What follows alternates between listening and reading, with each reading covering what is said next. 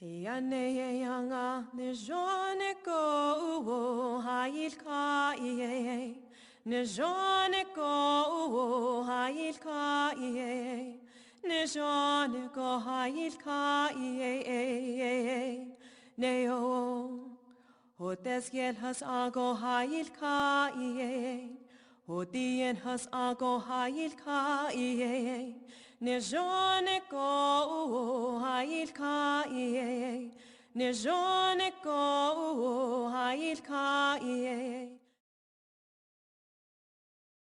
My name is Agatha Spencer. I'm Totsohni, and my fathers are Kia'ani. My maternal grandparents are Tziflahni, and my paternal clan is Tsenjikine.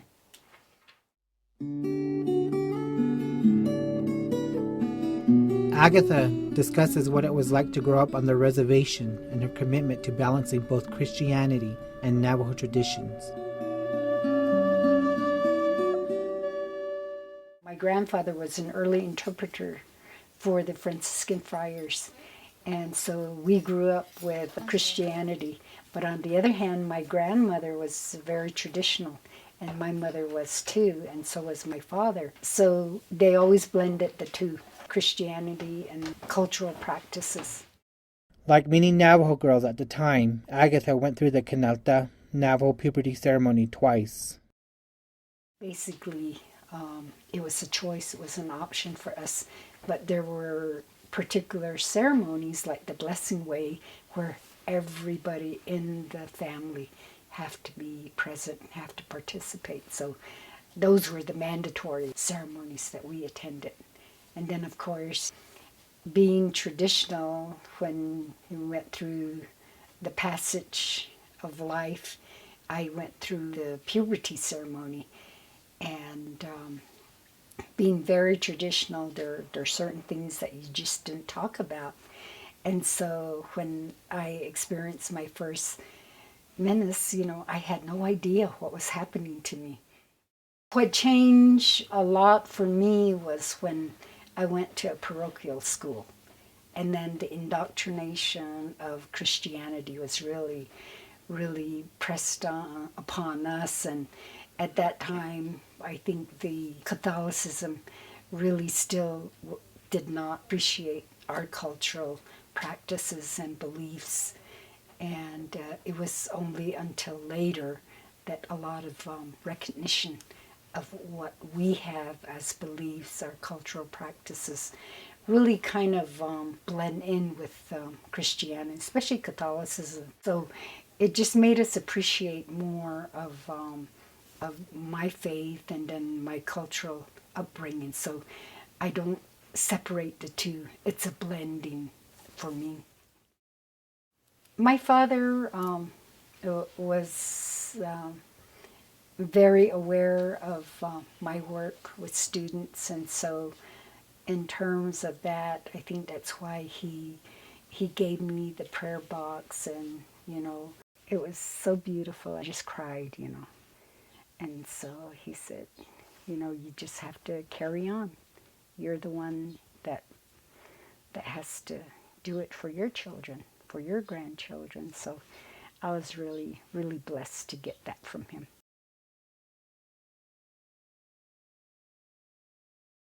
Today's youth, with the college trying to impart that knowledge, the history, the culture, the language, the government, our students, I hopefully are gaining a lot of that awareness, that knowledge of what we are all about as Diné people.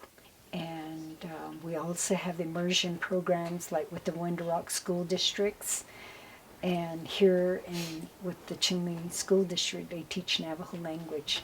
And of course we have the Rough Rock schools and Rock Point Community School, which teaches Navajo language. So with some of those initiatives, and the Navajo Division of Education has the initiative of making sure that all curriculum within the schools are teaching Navajo language, Navajo culture, Navajo history. I'm grateful that the language won't die away, that the younger people are picking it up.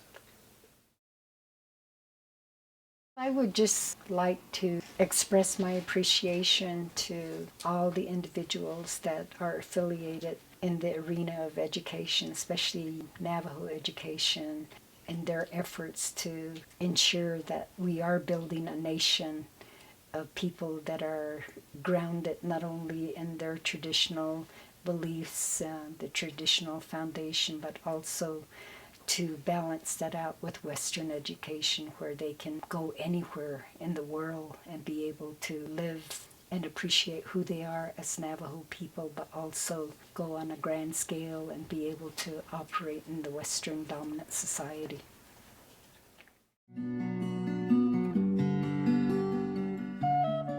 Agatha has always had strong passion for helping youth. She discusses her career at Diné College.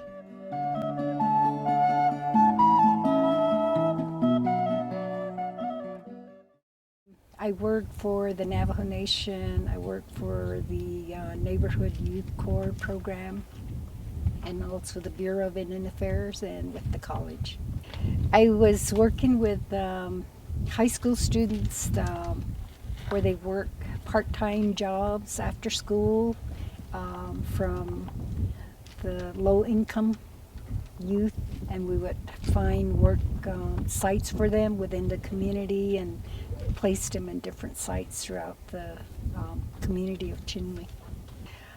The beginning of the college, it was really exciting. It was a new venture, and everyone worked collectively. There was a lot of teamwork. Navajo Community College was the granddaddy of the Tribal Colleges Initiative, and so we just did a whole lot of stuff, and we had a lot of elders that participated and were a part of the planning, and they gave a lot of advice to the whole development of the college. And we had a lot of elders that also taught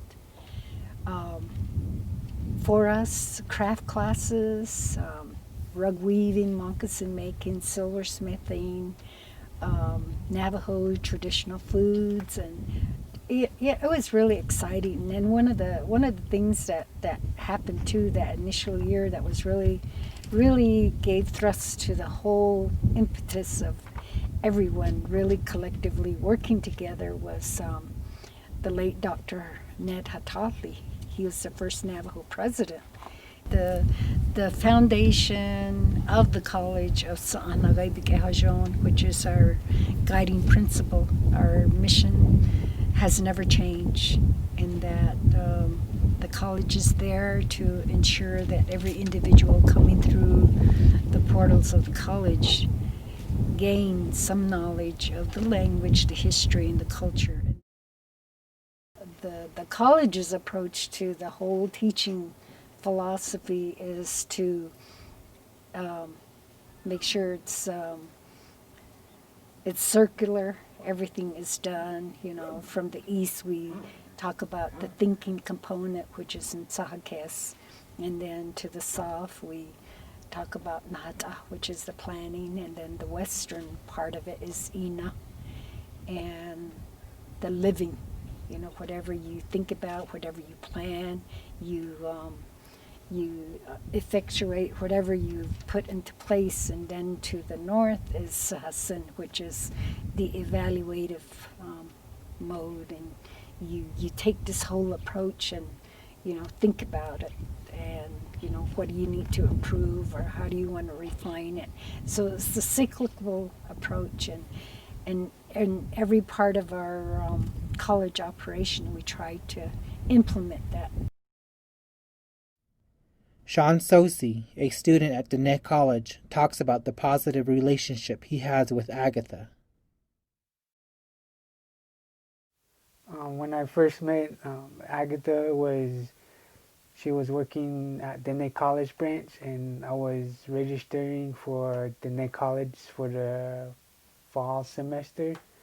And at the time when she sees me or when I see her, she kind of gives me the support and the encouragement of Lighthouse, and that she really was considerate of the students. I mean, not just for me, but all the students that she advises. In my life, I didn't have that support, and I didn't get any encouragement, especially from my own family, and that was kind of a hard thing. She filled up those gaps for me. When I didn't know her, or I was just out not thinking about my life, and I didn't really have a plan and didn't know about a career that I needed to focus on. I was just like everywhere and just doing the stupid stuff kind of way. I was feeling the lonesome and being lonely, and that kind of, and I came to her and she told me, like, just get a cup of water and put it right there and pray about it, pray about yourself, and be thankful like you have this life. And I was trying to think about what to pray about. She just like, pray about, just to pray of the way you feel about yourself, as well as like keep pushing yourself, keep going, like abe within it kind of way, like move on, nobody. And there's other people that don't say things like that, and those are like special wisdom words for me and got me real touchy feeling. And it was like, this is the person that helped me and understand what life is about. The only thing I could say is like, thank you, yeah, for your wisdom, your knowledge and your wisdom and teaching and those principles. It's really humbling, it's really a humbling experience knowing that, he placed a great deal of trust in me and confidence in me, and I didn't realize that until today. I know how much he relied on me, and I'm glad I was able to help you get Yes. to the next level, and that's what my job is all about, and helping individuals, strive and achieve what they're looking to. Big ehojon holongo hail kai ne jone go hail kai ne jone go hail kai ne jone go hail kai ne o. Everything you do has to be in balance. I'm the forever optimist, always, trying to encourage. Things may be falling apart, but I always say, it'll all work out. It'll all work out.